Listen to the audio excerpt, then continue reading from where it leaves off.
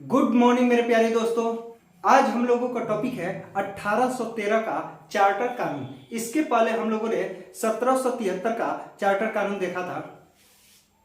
आज हम लोग चार्टर कानून 1813 के बारे में जिक्र करेंगे। यानी चार्टर कानून जो था 1813 वह भारत में आने के पीछे रीजन क्या था और उसकी विशेषताओं में अगर हम लोग जिक्र करें तो इस कानून के आने के बाद हमारे देश में बदलाव क्या हुआ या कौन सी ऐसी परिस्थितियां थी जिसको चेंज करने के लिए यह कानून लाया गया।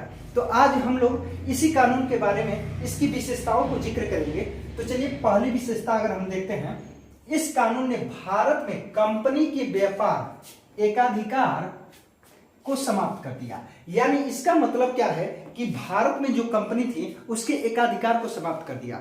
जब 1600 ईस्वी में ईस्ट इंडिया कंपनी भारत में आई थी तो उस समय नियम बना था कि जो ब्रिटिश की यह कंपनी है भारत में यही एक कंपनी है जो यहाँ पे क्या करेगी, व्यापार करेगी। इसके अलावा ब्रिटिश की कोई भी कंपनी इंडिया से व्यापार नहीं कर सकती है। यानी single company East India company ही क्या करेगी, भारत के टोटल व्यापार का काम करेगी।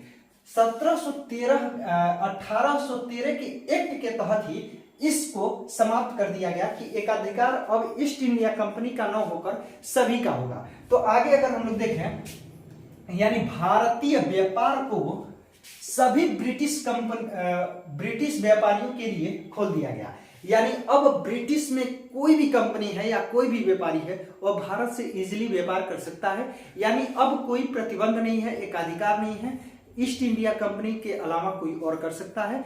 तो इस एक्ट के तहत उस चीज को समाप्त कर दिया गया।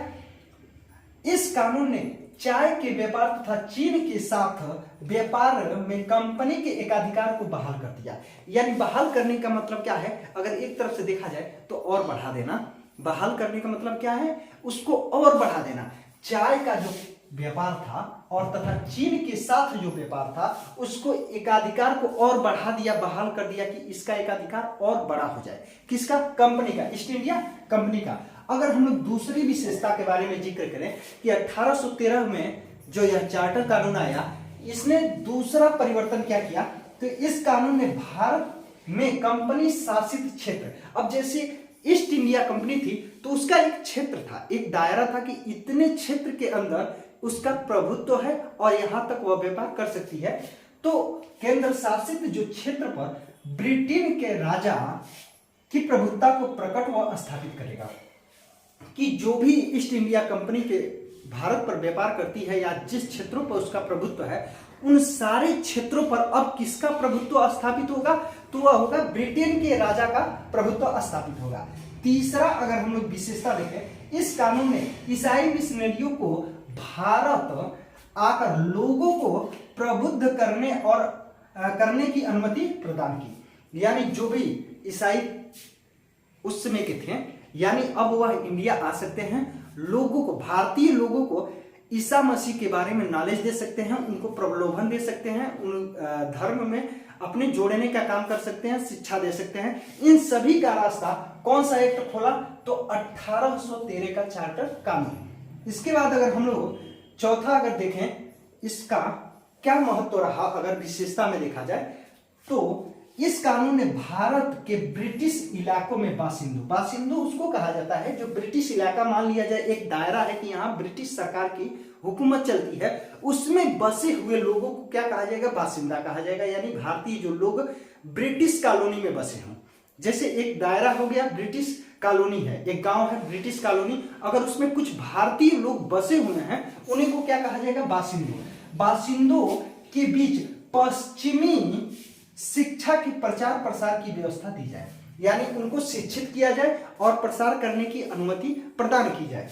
इसके बाद अगर हम लोग नेक्स्ट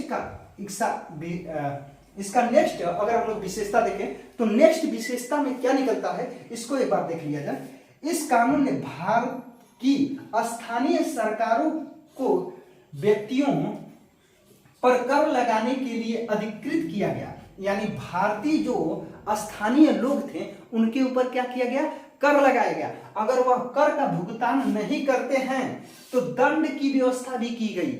यानी भारतीय लोगों पर जो कर लगाया जाएगा अगर वह कर का भुगतान नहीं करेंगे तो उनके हिसाब से जितना कर रहे या कर के हिसाब से क्या किया जाएगा, उन पे दंड का प्रावधान किया जाएगा। आई होप आप लोगों को यह चार्टर कानून 1813 के बारे में समझ में आया होगा। अगर वीडियो पसंद आए तो वीडियो को लाइक करिए, चैनल को सब्सक्राइब करिए। मिलेंगे नेक्स्ट वीडियो में, तब तक के लिए जय हिंद।